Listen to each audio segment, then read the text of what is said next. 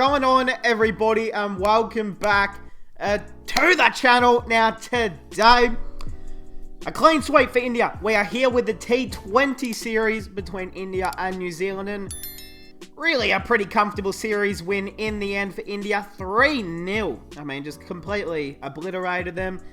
I mean, this is the This is the India that we thought we were going to see in the T20 World Cup. I mean, we thought this was going to be the India that was going to blow past every single country in the World Cup and just go on and comfortably win the World Cup. Obviously, you know, things happen, but it's like all of this pressure has just been relieved from India going into this series. It said, as long as you win the series, you make the Indian fans happy again. You keep the board happy. And Rohit Sharma, it's his first piece of silverware as captain of the Indian cricket T20 team. Obviously, he's been a captain at Mumbai and a stand-in captain and whatever. But his first time, he's the actual captain. And he wins his first piece of silverware, 3-0. He also won 3 out of 3 tosses, which is just incredible. I mean, Kohli... When was the last time Virat Kohli ever won 3 tosses in a row? Probably never. But hey, we are here. I mean, it was a really classic win. Player of the match, Axar Patel, bowled great. And, you know, the pitch was really suited down there in Kolkata. It was in Kolkata, right? Yeah, Eden Gardens. Yeah, he bowled great. So India made a couple changes to the 11. You know, the series was already won. And they made a couple of changes. No KL Rahul, so they've gone with Ishan Kishan. Of course, that's where they want him to bat in the future. There was a few other changes. Chahal came in for Ashwin. I know that. So look, they made a couple of changes, and it's good to see Yuzi back in the 11. But hey, they won the toss and they said, you know what? We'll have a bat. And Rohit Sharma, the skipper, 56 off 31. It was just another classic Rohit Sharma hitman half century. He went out. It was a great caught and bowled by Ish Sodhi. Stuck out the one mitt and just fucking it stuck to his hand like glue. Ishan Kishan gone for 29. Again, 6 4s is really promising. I mean, what's 6 times 4? 6, 12. I think it's 24, right? 6, 12, 18, 24. No, it's not. 28. 32. Wait, hold on. 4, 8, 12, 16, 20, 24. Okay, so it's 24. I was correct. I don't know why I doubted myself.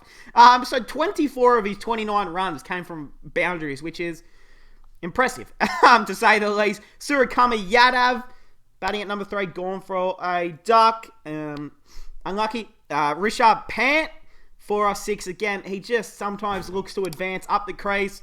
They go straight in the air.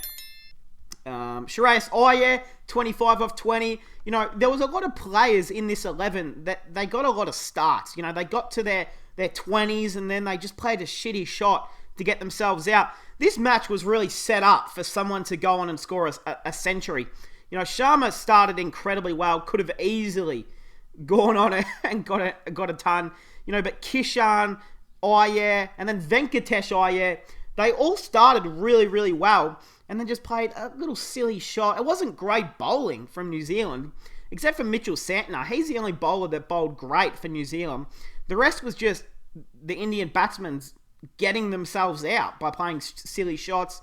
It was really set up for a big, big performance, but they still get the win. Venkatesh Iyer, I mean, it's only 20 runs, but, I mean...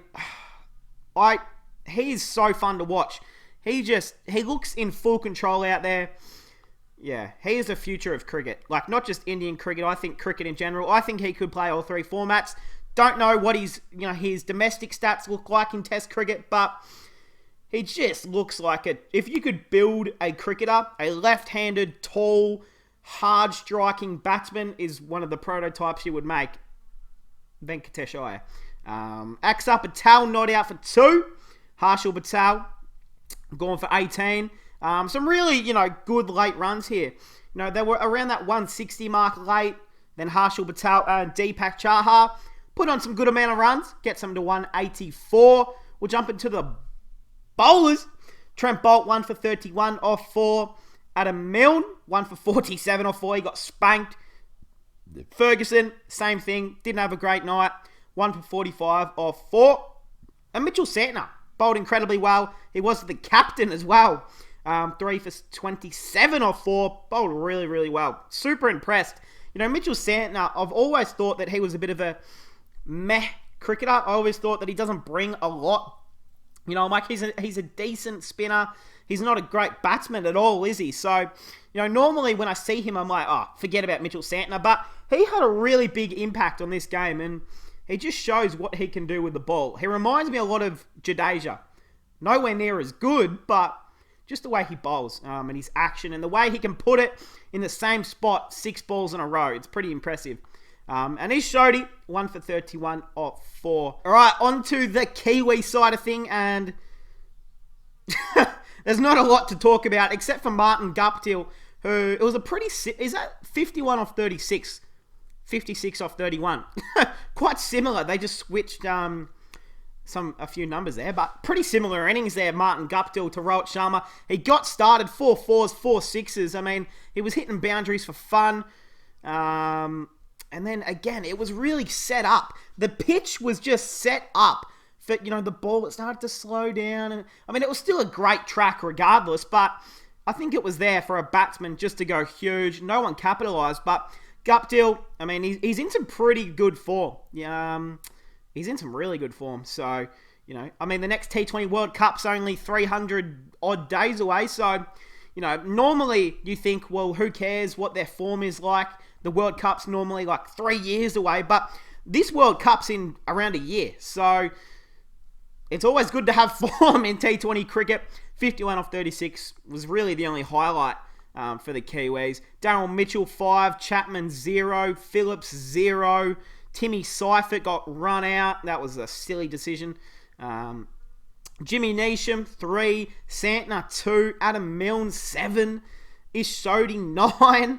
Ferguson, 14. And Bolt, 2. I mean, when you only have, 1, 2, 3 batsmen that go over double digits, you always know you're in for a bit of fucking trouble.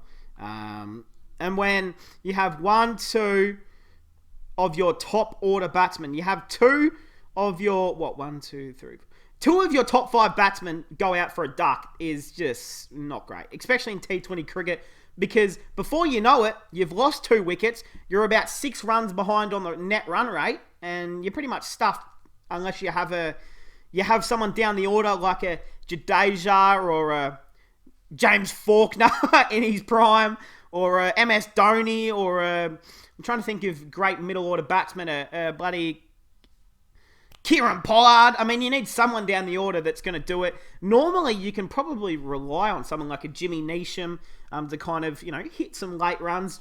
Again, didn't really work for him though, did it? We'll jump into the bowlers. Bhuvi Kumar, none for 12 off 2. Only bowled the 2 overs.